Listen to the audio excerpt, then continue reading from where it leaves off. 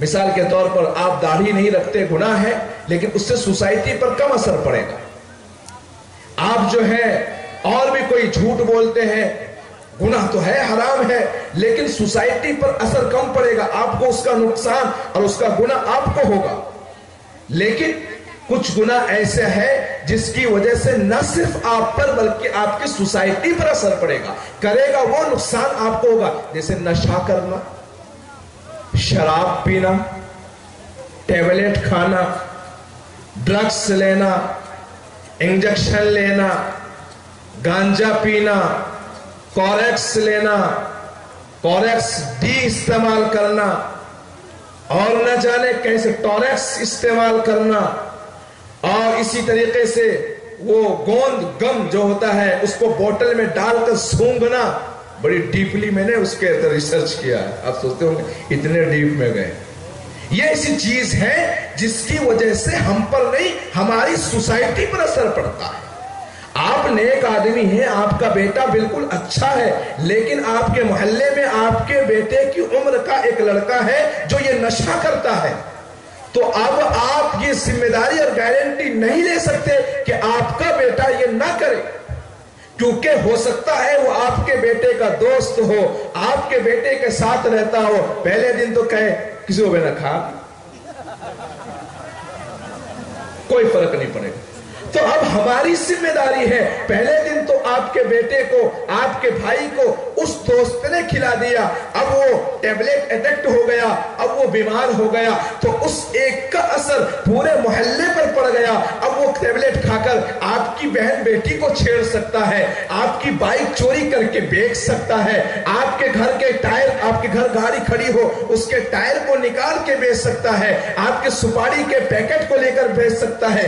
چور آدمی ہے، شرابی آدمی ہے، نشیڑی آدمی ہے، پیسے ختم ہو گئے ہیں، لیکن اب اس کو نشے کی ضرورت ہے، وہ کہاں سے پورا کرے؟ وہ آپ کا نہیں، آپ کے پورے محلے پر اس کا اثر ہوگا۔ تو ایسا گناہ جس سے پورے محلے پر اثر ہوتا ہے، ایسے اللہ کے رسول فرماتے ہیں لعن اللہ، اس پورے محلے پر اللہ کی لعنت برستی ہے۔ ایک بزرگ فرمانے لگے ایسا گناہ جو پورے محلے کو اثر ہوتا ہے، اللہ تبارک و تعالیٰ نے ایک مرتبہ ایک محلے کو کہا جاؤ برباد کر دو، اس کو الٹا پلٹا کر دو، ختم کر دو۔ فرشتے نیچے آئے، اور نیچے آنے کے بعد دیکھا کہ ایک اس محلے میں اللہ والے بھی رہتے ہیں، ایک بزرگ صاحب، حاجی صاحب، نمازی صاحب، قاضی صاحب، تبلیغی صاحب، نہ جانے کون کون سے صاحب اس میں رہتے تھے۔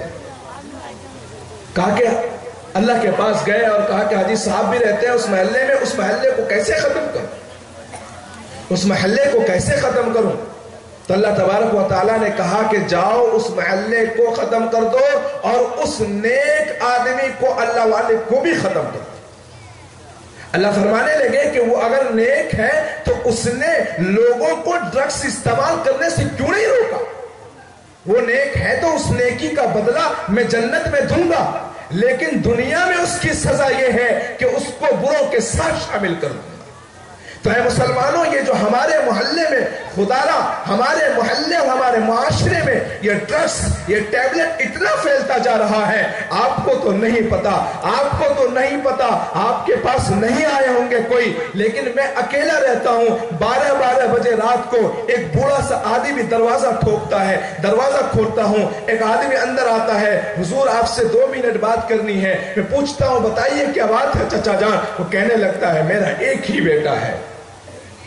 میں نے کہا اچھی بات ہے، کہا کیا کروں حضور؟ وہ ٹیبلٹ استعمال کرتا ہے،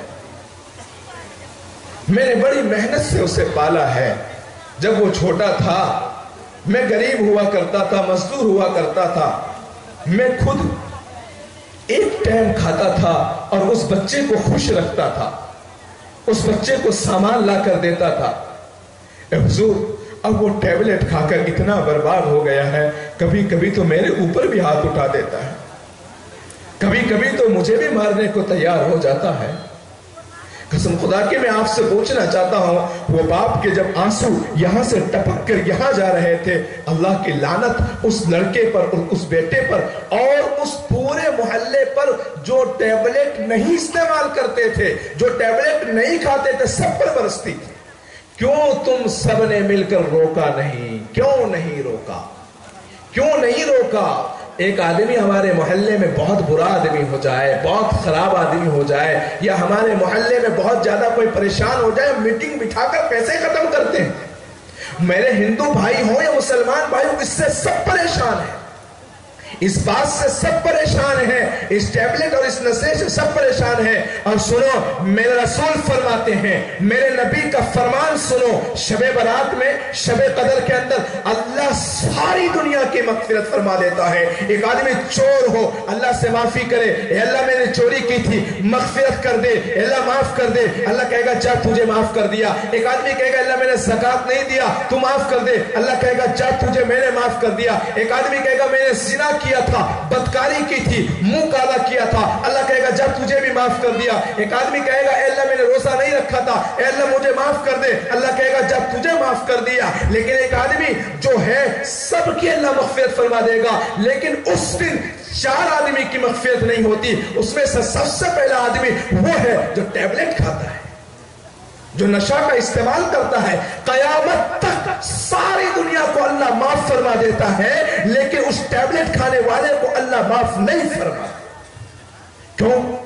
क्योंकि टैबलेट की वजह से सिर्फ वो नहीं, बीवी उसकी परेशान, अगर बड़ा है तो उसके बच्चे परेशान, अगर छोटा है तो उसके माँ बाप परेशान, उसके रिश्तेदार परेशान, उसके पड़ोसी परेशान, उसके सब परेशान होते हैं। तो सबकी परेशानी का लालच अल्लाह दुनिया में ये देते हैं कि अल्लाह उसके चेहरे पर बारे बजाए रखता है, उसके चेहरे पर हमेशा नहुसत टपकती है, और दुनिया में ये सजा ये है, उसकी कहीं इज्जत नहीं होती है। और आखिरत में सजा ये होती है कि अल्लाह सबसे पहले अगर जहन्नम में किसी को डालेगा, ये टैबलेट खाने वाले को, ये नशा का इस्तेमाल करने वालों को डालेगा।